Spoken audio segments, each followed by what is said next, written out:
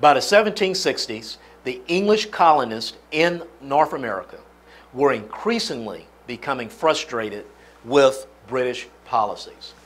First, you had the French and Indian War, which ended in 1763, but it was a long and costly war. Britain fought against France and her Indian allies. Britain eventually prevailed victorious in that war. But again, this war was long and costly, and it left Britain badly in need of money. Now, obviously, whenever a government is badly in need of money, it eventually results in the raising of taxes. Now, the British colonists were being asked by the British government to pay taxes due to the French and Indian War, because many in the English or the British Parliament believed that the French and Indian War on the North American continent was fought to protect those colonists, to protect their right to live in North America.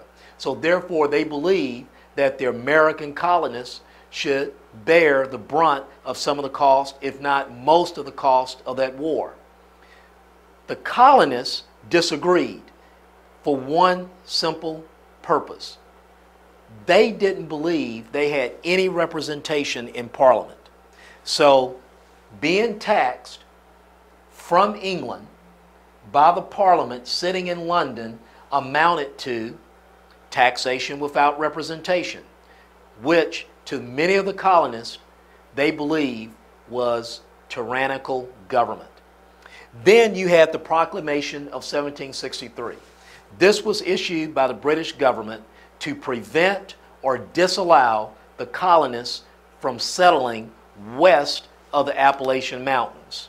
So it did not allow any settlements west of the Appalachian Mountains.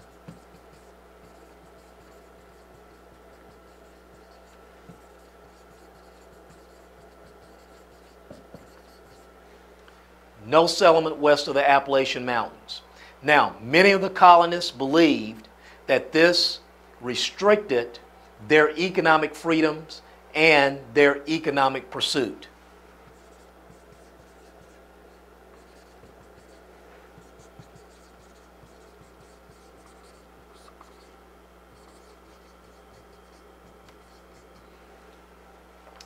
Now, while you had the aftermath of the French and Indian War, along with the issuance of the Proclamation of 1763, John Locke's ideas about the social contract and about natural rights were becoming very popular in the colonies.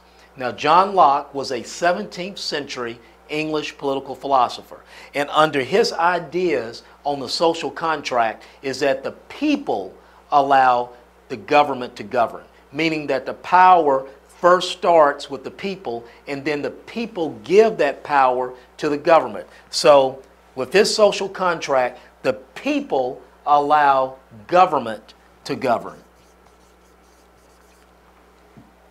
And then under John Locke's ideas about natural rights, whenever a government became tyrannical or out of control, the people had a right, a natural right, to rebel and change their government.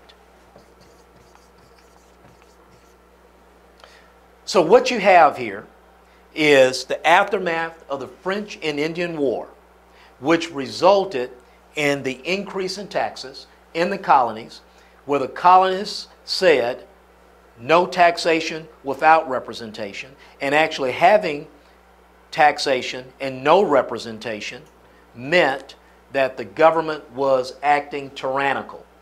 Also, you had the Proclamation of 1763, which prevented any settlements west of the Appalachian Mountains. Many colonists believed that this restricted their economic rights, their economic pursuits. So since this was government preventing or stopping, restricting their economic pursuits, that was also government tyranny.